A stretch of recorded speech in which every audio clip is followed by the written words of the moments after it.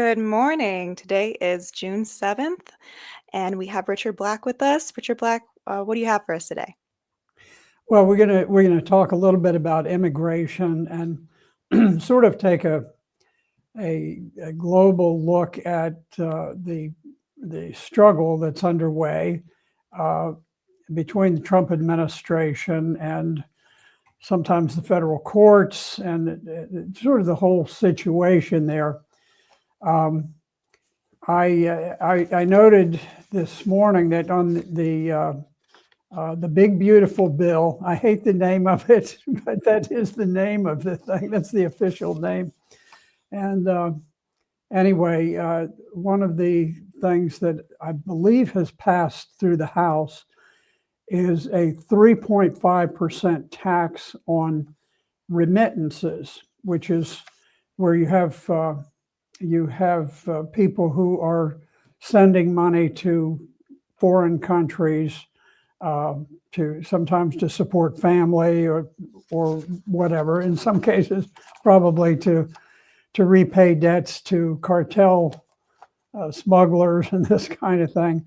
But in any event, they're looking at this 3.5% tax, which I think is very meritorious personally, and um, to some extent, it will help to defray the cost of defending the borders and sort of reinstituting a measure of law and order in the immigration system. I noted it's interesting. It affects Mexico a great deal, and Mexican President Sheinbaum said that we will insist that no tax be placed on remittances. So it's kind of interesting that the Mexican president is going to insist that our bill working its way through Congress reflect her views.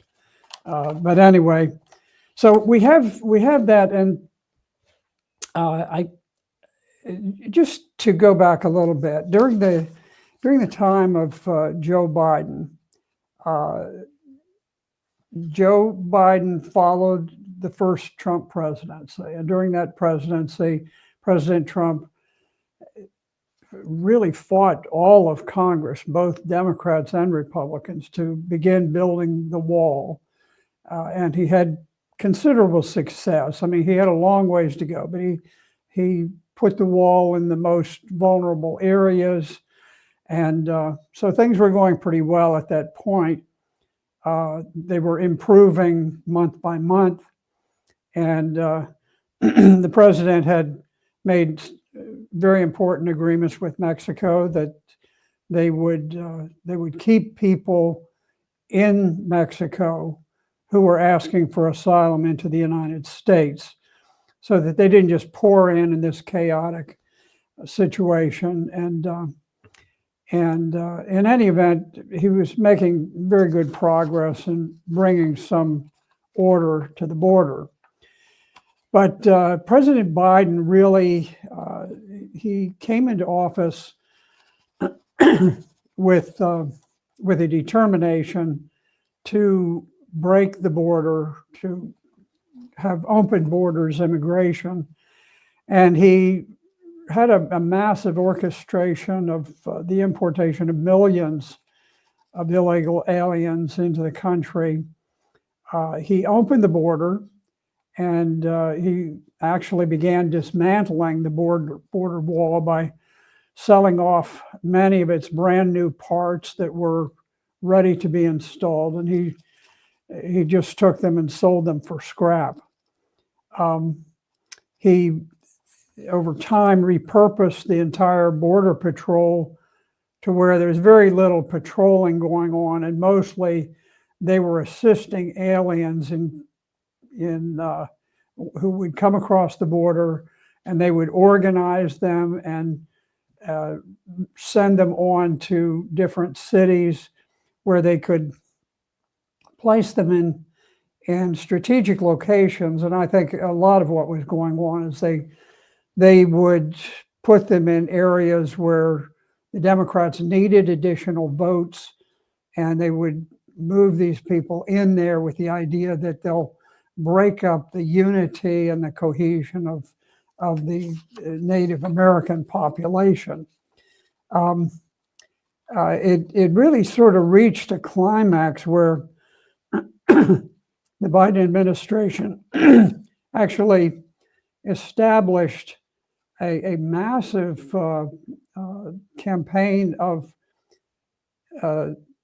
bringing aliens from all over the world, different places in Africa and Asia and the Middle East, and they chartered air flights so that they could bring those aliens into the United States without having them need to even go across the borders. They would just fly them in, bring them in, and give them some sort of asylum rights. So the intention of the Biden administration was very clearly to just ignore the immigration laws entirely, and it went back to the Biden administration in many ways was a continuation of Barack Obama's. And Barack Obama had promised to fundamentally change America. And I believe that what he meant was to break up the unity and cohesion of the American nation. And Biden carried this out by ushering in perhaps 10 to 20 million illegal aliens in an effort to dilute the American population, using migrants with very starkly different cultures, religions, languages. In many cases, they would arrive in this country with a deep feeling of hostility towards the nation, its religion, its people. So this is sort of the background. And when Trump was campaigning for election, the American population voted overwhelmingly to stem the tide, the tsunami wave of illegal migration, and to remove illegal aliens from the country. Now, the technique used by Democratic administrations is to wave through massive numbers of migrants, settle them in the country with the full knowledge that the system for expelling them is very cumbersome, very slow. And the idea is that as the years go by, then people will say, oh, well, you can't really remove these people because they've been here for a long time.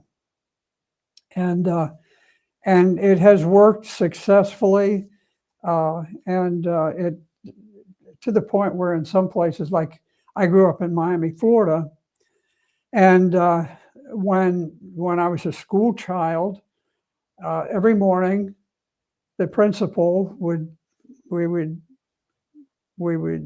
say the Pledge of Allegiance, we would say the Lord's Prayer, and there'd be a few little administrative announcements.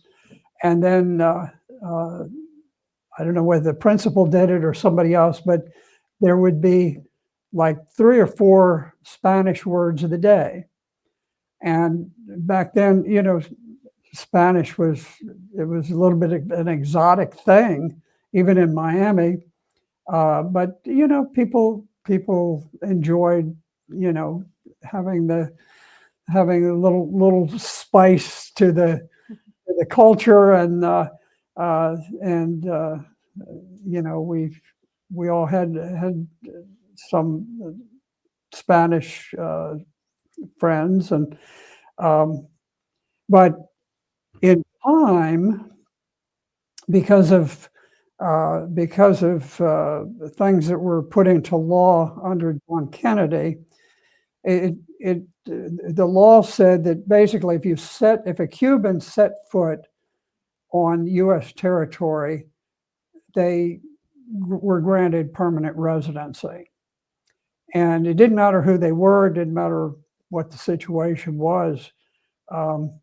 And so in time, the greater Miami area became a bilingual place.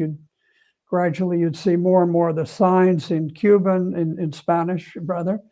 And just this last year, for the first time when I went down there, I discovered that in large measure, Miami no longer speaks English.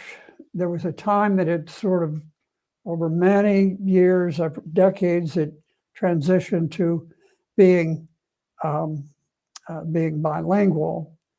But twice, now I don't look very Spanish, but twice within about a period of a week, different people asked me to interpret something for an English-speaking person. In other words, I'd have, like, the first time there was a Cuban man standing in line.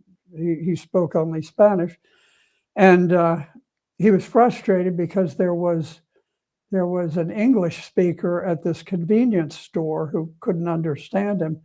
And so the Spanish man turned around to me and in Spanish, without even thinking about it, he was saying, can you tell this man what I'm trying to say? He didn't say, do you speak Spanish? He presumed that it didn't matter who it was, I must speak Spanish because everybody speaks Spanish. And then I had an American, an native English speaking American who did not speak Spanish in a McDonald's. And he did the same thing to me, where he was trying to explain something to people who only spoke Spanish, and he just presumed that, I'm here in Miami, I must speak Spanish. So he didn't say, do you speak Spanish? Could you interpret? He just presumed I did. He said, would you tell these people thus and so? I said, well, I'm sorry, I don't speak Spanish. So it's a little bit disconcerting when you see the sort of the traditional American culture not simply enriched by immigration, but simply engulfed to where the typical American culture is gone. I went to my high school, which is it's beautifully maintained. It's a historic site, a great big 4,000 or 5,000 person school, Miami Senior High School. Beautiful building. It's worth going to. But anyway, I had a very nice fellow. Everybody there was Spanish, and they gave me a young Hispanic fellow, very nice guy, who took us around the school to show us. And we went in the upper level and looked down on the courtyard. And in the middle of the courtyard, there was a statue and sort of a great memorial place there. And I said, what is that? And he said, that's a statue of Jose Marti, the poet, revolutionary hero of Cuba. Now, he had no connection. Jose Marti had no connection with the United States, but it was, in many ways, it was just a statement that this, although we are in the United States, this portion of the country is no longer America. It's not part of the American nation. It is part of the Cuban nation. Even though it's not the country of Cuba, it is part of the nation, the cultural, linguistic, historic uh, area of Cuba.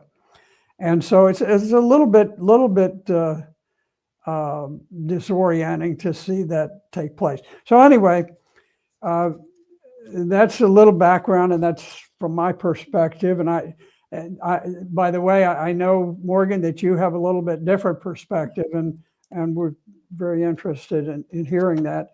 But we wanted to talk just a little bit about the case of a Vietnamese man by the name of Tuan Tan Phan, who is a convicted murderer.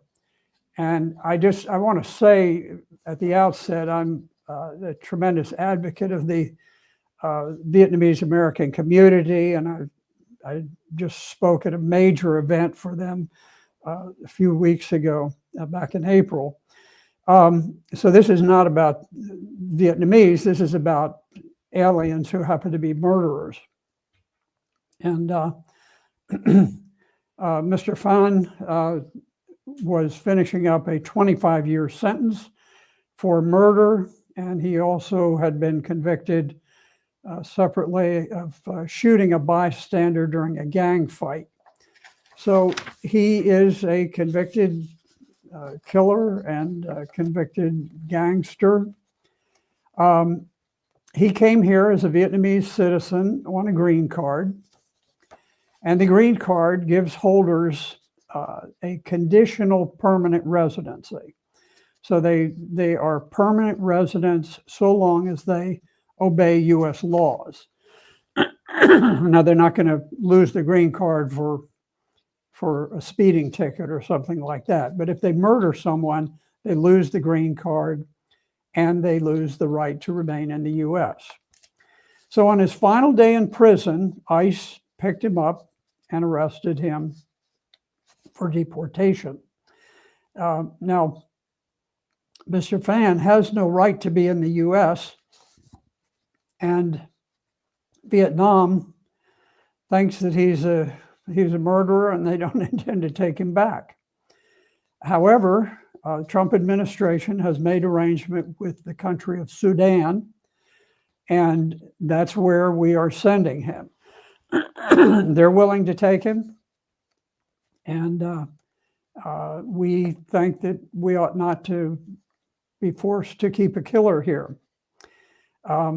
However, there's a legal battle taking place. There's federal judge Brian Murphy, a Massachusetts judge appointed by Joe Biden, who has been involved in a number of deportation cases, and he has ruled that Mr. Phan has a right to contest his removal to Sudan, and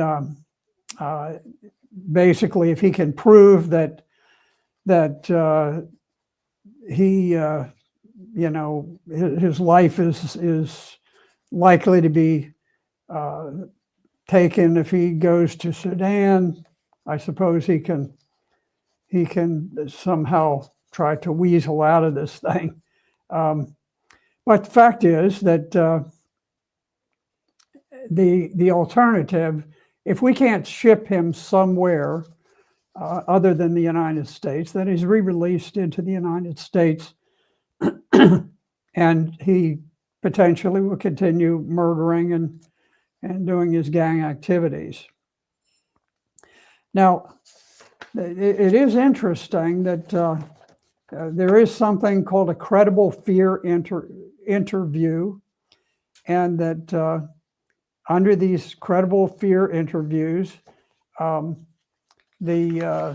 Department of Homeland Security says that people should be given a chance to make a credible claim that they may be tortured if they return to a particular country. But the fact is here, nobody even knows him in Sudan, and the country has agreed to take him, so they want him there. So the idea that somehow he's targeted for trouble. I don't think that's very persuasive. And the problem is that with all of these cases, the entire strategy of this mass migration movement into the United States is to ignore the migration rules, bring in floods of foreign nationals, and then have this painfully slow process of removing them so that eventually they become entrenched. And in any event, it is a great struggle that's underway, and it remains to be seen exactly where it will end up. But I think the Trump administration is very intent on doing it. If the Democrats return to office after the end of the Trump presidency, I would not be surprised at all if they reopen the floodgates and continue the dilution of the American population. But in any event, that's one view of it. Now, Morgan, I know you have a little bit different view, and I think Yeah, we were speaking about it at backstage. There's a lot of sections that I do agree with. I do believe that both Obama with his policies, one that comes to mind is the Fast and Furious policy, where ended up we were arming cartels, and they said they were arming cartels so we could track the guns. They asked him, okay, where are the guns? We don't know. And it ended up in a Border Patrol agent being murdered. As well as Biden's policies as well, that I felt really emboldened some of these legitimate critiques, giving them credit cards while you had homeless people, homeless veterans on the street, really emboldened some of the anger, legitimate anger of what was happening. So those elements I do agree with. We spoke backstage. My big critique on it is especially with the Trump administration, is the rhetoric that's used. I think a lot of it is devoid of empathy and understanding that there is a lot more facets that are going on to push these open border policies. What comes to mind is this really brilliant documentary. It's called The Second Cooler by Elaine Jemerson. And she speaks about corporation lobbies, or right after NAFTA was passed, it actually displaced 2 million people in Mexico. They ended up coming here and trying to find jobs, and according to her documentary, that was all foreseen. And the documentary is exceptionally beautiful because she is now Richard Black, or Senator Black, you could tell me it's the name of a woman or a survivor who they lost their child or they lost someone due to an alien or an undocumented person. It's called Angel something. I'm vaguely aware of that, but well, she at the end of while she was what'd you say? Angel Moms or Angel Moms, it's Angel something. Pardon me for not having that name there, but while she was conducting this documentary, at the very end, she tells you she lost her daughter due to a drunk driver who happened to be an illegal person here. And so I found that just exceptionally moving, because normally you would see a person go to that and be filled with rage. But she took this in a learning opportunity to try and bring it to people that there are different avenues at play. The one thing that, I think of is the marketing of America. We do have wonderful freedoms here, but it is marketed to a lot of Southern Latin American countries or countries abroad. We are the country on the shining hill kind of thing. I feel like that plays into the aspect of people clawing to get here. The organized crime, RFK Jr. did a really beautiful segment when he went to the border, and he spoke about how the cartels, they smuggle the people at the same time they're smuggling the drugs in, so it diverts the border patrol's attention. All these things I feel like need to be discussed when we speak about particularly the southern border. So that is kind of my perspective on the issue. I don't have the golden ticket policy to correct all of this, but those are just some of where I come at it from. Sure. No, and I think to some extent there is an effort to sort of separate the wheat from the chaff to some extent, and there has been a primary focus on the criminal immigrants. Now, all of the immigrants who are of concern in this issue they have broken the law to begin with. There's no problem. Nobody has any problem with ones who come here through the lawful migration system and are sworn in as citizens. That's certainly not an issue. But I think there's certainly a certain amount of sympathy for those who have come here just for whatever reason, as long as they don't come here to commit crimes, to traffic drugs, to tremendous problem with sex trafficking. We have children being brought across the border for basically to be used as slaves in this country. And yes, that is true. I know that there are reports. The whistleblower, Tara Reid, if I'm remembering the name correctly, she's the DHS whistleblower, and she was basically trying to sound the alarms of a lot of these children that she was handing these handing these children to, were predominantly men, or some of the houses that she would go to check on these children had about 9 children in them, and there was no women in the household, and so it really had this bad optics. Those are legitimate, and I'm not in the stance where I'm really disappointed on this side, that the left side, where they claim to be the moral party and saying, oh, the right, they were going to institute this draconian rule and build this wall, and but they're not even articulating any kind of legitimate grievances on what's going on with these children, what's going on with the smuggling, what's going on with the drugs. So I mean part of me is just as legitimately angry about that kind of rhetoric, where it's just open border, open season, and it needs to stop. I mean, there are legitimate suffering, and it's been continuing on for a very long time. Yeah, it's we've always had immigration, and there was a time when it was actually an orderly process. If you go back 50 years ago,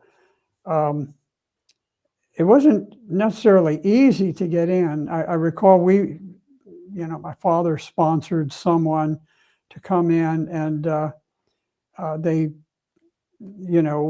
went through physical examinations, all sorts of background checks and things, and this particular person had been exposed to tuberculosis, and because of that, it took several years to finally get medical approval.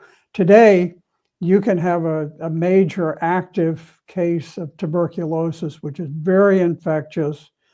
Once you're exposed to tuberculosis, it goes into your lungs, and for a healthy, robust person, what happens in your lungs is that the particles of tuberculosis, bacteria, or whatever you call it, become encased in bony tissue, and you can take an X-ray of the lungs, and you can spot tuberculosis because you're spotting tiny little little spots of bone. And so the person, a strong, healthy person, normally will form this bone, these little capsules, but it never goes away. It's contained by the body. And if there comes a time when, for some reason, the bone begins to break down a little bit, it can release the TB. So once you're exposed, you're always exposed. And it's a little bit like malaria to that extent, but much more deadly. And so, we pretty much had completely eliminated it. And during the Biden administration, the view was we don't care what comes in. We don't care how sick somebody is. We don't care how infectious they are. We're looking for massive numbers. We're looking for millions. And so we now have outbreaks of tuberculosis. And you take a young child who has tuberculosis. They're placed in a public school, and all of the children in that classroom or anywhere nearby, they will all have this permanent exposure to tuberculosis, lifelong. It'll go on, and there's no guarantee they won't have a recurrence of tuberculosis when they're 80 years old.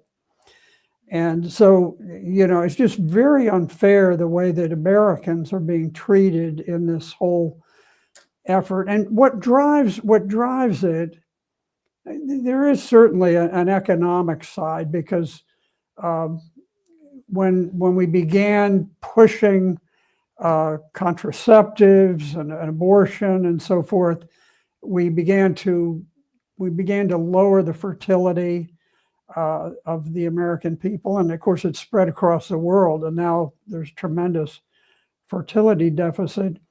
So part of it is the need to keep bringing in workers.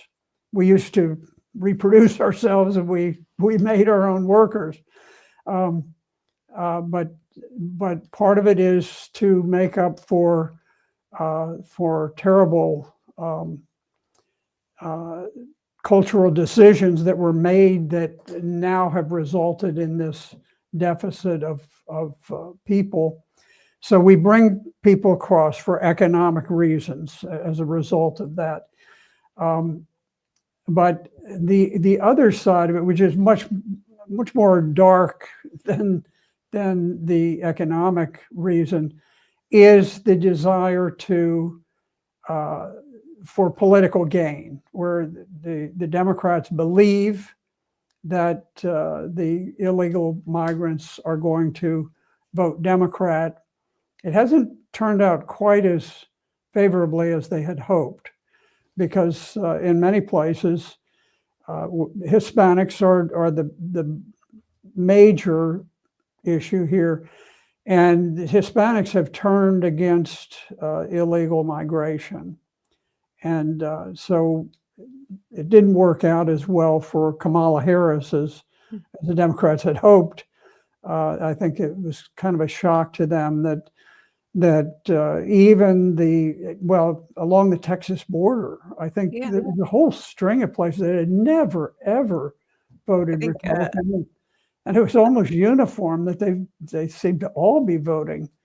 Another component, a lot of people, if you talk to these people, a lot of them espouse more to conservative views, family values, all these things that kind of get, I guess, that the left seems to kind of push aside, is that a lot of the Hispanic people espouse to, they like having a community entrenched in religion and teaching it to their children. And so I found that to be a very important aspect too, is when you talk to these people, that is, a sentiment that gets clear too, is that they don't like how a lot of that is kind of disparaged on the left. And so I found that very interesting.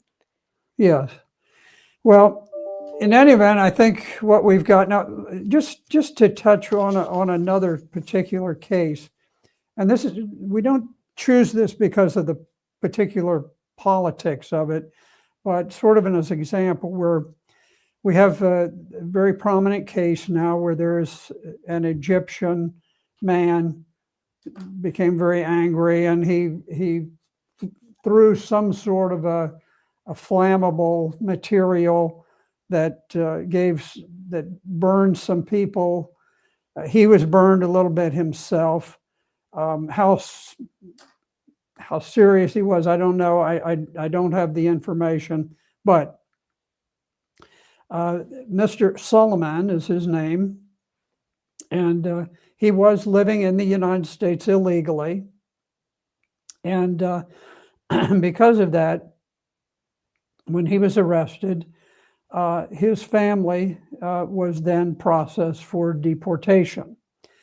The media pointed out that it's uncommon that a criminal suspect's family members are detained and threatened with deportation. I get it that the system is broken and that it hasn't worked for a long time, but I'm not sure that that is a real good reason to say, well, we're just going to let known illegal immigrants remain in the country. And so they came up on the radar screen, and they're being processed. Now, just to look at the situation there with Solomon as sort of an example, this is a fellow who he and his family moved to Kuwait for something like 13 years before he ever came to the United States. Now, Kuwait is a very, very radical Wahhabist nation. It's not only it's not simply a Muslim country, but it is a country that ascribes to the very primitive, very harsh, brutal form of Islam. The United States has been a big supporter of them. We ostensibly fought the Iraq War because Iraq had gone across the border into Kuwait over an oil dispute, and that was really the excuse that George Bush used to attack Iraq. But in any event, so Solomon goes to Kuwait, this very radical country. He's there for 13 years, and then he comes to the United States. He arrived in August of 2022 at a time when we were flooding. We literally had the Biden administration chartering flights, lining up foreign migrants from the most radically disparate cultures, languages, religions, and putting them on planes and sending them over here where they didn't even have to go through a border. They just came in, they'd land, they'd settle them in different cities where they were trying to break down the ethnic cohesion of the American population. And so Solomon arrives in August of 2022 he arrives on a tourist visa, and then it expires in February of 2023.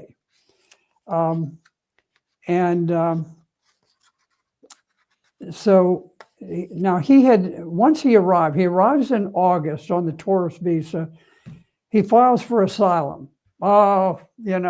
Everybody is going to be, attacked if they go home.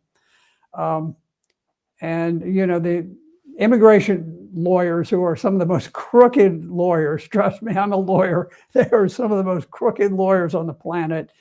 And they tell people, the conversation goes something like this. Well, why'd you come to this country? But before you tell me that, let me tell you this, that there are certain things you can say that will allow you to stay and certain that you won't. So I'm going to tell you what they are, and then you can explain to me why you came. But be careful, because if you tell me that you came here for a better life, you came here to feed your family, you're gone. So your only chance to stay here is to say, if you can truthfully say this, of course, to say that you feel threatened, that if you go back there, the government is going to go after you politically, and you were on their radar screen as somebody who disagreed with the government. And then if you say that, you're good to go. Now, knowing that that's the case, and knowing that the only way that you can be allowed to stay in the United States is to say that you are worried that the government has been tracking you, and that you may be executed if you go back. Why is it that you came to this country? And then he says, well, because in Kuwait, I think the government's going to pick me up and do something bad to me. Okay, good. I'll represent you, and I'll get you citizenship, and then you can pay me back over a period of 3 or 4 or 5 years. You give me so much money. It's a huge scam, because honestly, 99.9% of immigrants do not come here because they're fleeing persecution. They come here because they want to make more income. That's basically it. Or they want a better culture to come to. People who are most desperate, like, for example, the Alawites and the Christians who are being systematically executed by the government that we helped put in power in Syria, they can't get out. There's no way they can get to the United States. There are no flights arranged for them to escape the fantastic brutality and the ethnic cleansing taking place in Syria as a result of our governments bringing down the legitimate government of Syria. And same thing applies to many of the places that we attack. We leave the place in chaos, and there truly is a basis for asylum. Those people never get here. The people who get here are the people who come here wanting to make more money, essentially.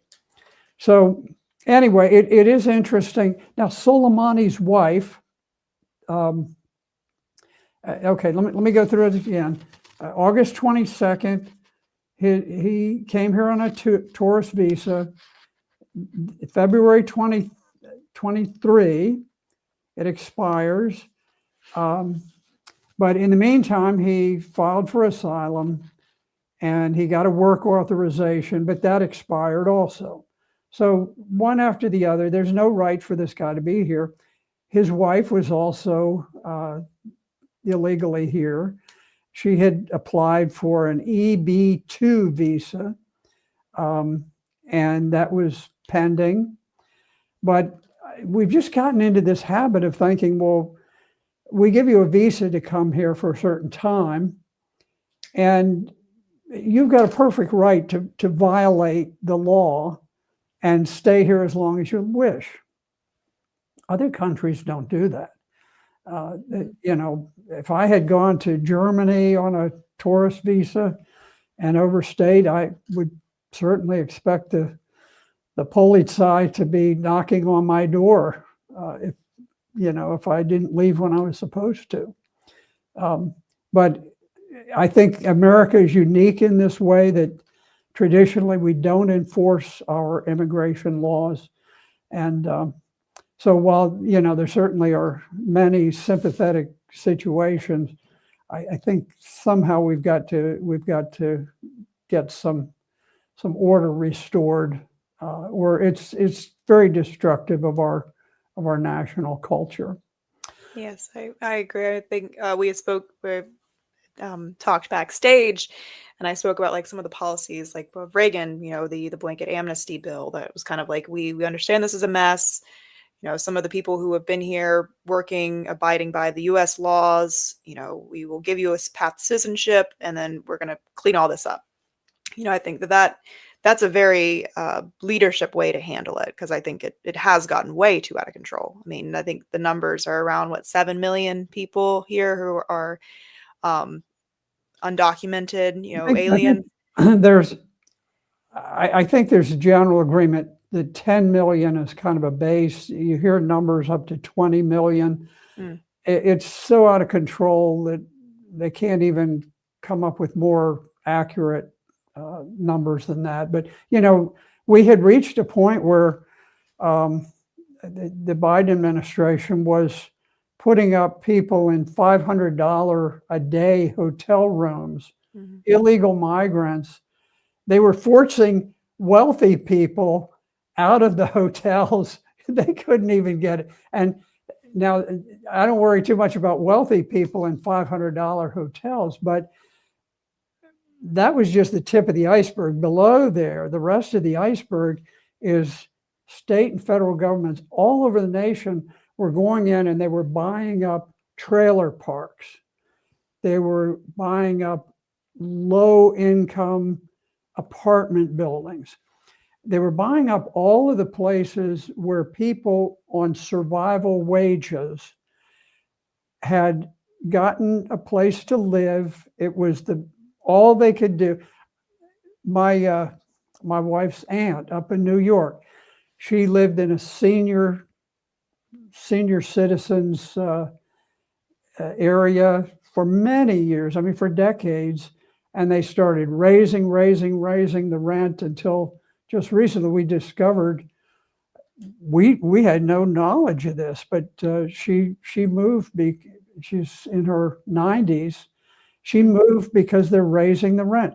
Why are the rents going up? The rents are going up because of this massive tsunami of illegal migrants who don't come here and then just rent their own apartments, but the government comes in and the government puts you know, millions of people in these low income places. Same thing is happening in Germany, because there's a fellow that we provide a little help to, and he told us, he said, I went to get an apartment because I lost my apartment for whatever reason. And he said there were a dozen families that had all rushed there to rent this one place. He said, you cannot rent an apartment. As a German, you can't rent an apartment in Germany because the government is bringing in all of these illegals and they're kicking the Germans out on the street. Same things happen in the United States. There was one case I remember. There was a 95-year-old veteran who hit the news in the New York Post, and the government was coming in. They were buying up these senior centers and refurbishing them. They're upgrading them for the illegal migrants, and they were kicking the people out on the street. And what happens if you live in a trailer park because that's all you can afford, when you get kicked out, what's the next stop? If you're lucky, you have an old car and you can sleep in the back seat. But if you don't have a car, and many people don't when they're in this circumstance, the next thing is a cardboard box. Now, when I was a boy, there was no homelessness. I never saw a homeless person in Miami, Florida, in my entire growing up years until I was, off to the world, when I was about 19. I never saw a single homeless person. Today, I don't think there's a child growing up who hasn't seen homeless people begging on the streets and this kind of thing. So these policies of flooding people across the board have really devastating impacts on especially the poor. And anyway, but I'm glad you've added a note of you know, sort of Different kind kindness. of view. Yeah. Yeah, and You know, it's a good view. It's very valid. Um, but these things are complex and they're difficult, mhm. and so you know, good people have differing views on it, and I very much respect yours. Which it's Oh, thank you. I God bless you respect for having this being conversation. young. Yeah, I mean, I think this conversation needs, these more in-depth conversations need to be had versus the ones that we kind of see played on the media and um, kind of take over the stage and be amplified. There's a lot more sound people in this world who want to really get down to the bottom of this. And I completely am in agreement with you about the policies to basically have these government programs to tend to immigrants that are coming in and just leaving aside the American citizens that are suffering. I think it raises a question to my end that it's like, if they're not willing to do it to American citizens, but to someone, this immigrant, there's got to be another nefarious reason to this. It's not just out of the goodness of their heart, and then they can turn the blind eye to their own citizens. So, it's a very valid point to be made. Well, okay, I think we've pretty well All right. hashed it out for the day, and thank you very much, Morgan. I appreciate you being here. It was a great conversation. Thank you, Senator, and join us next week as we focus on the news. Thank you, everybody.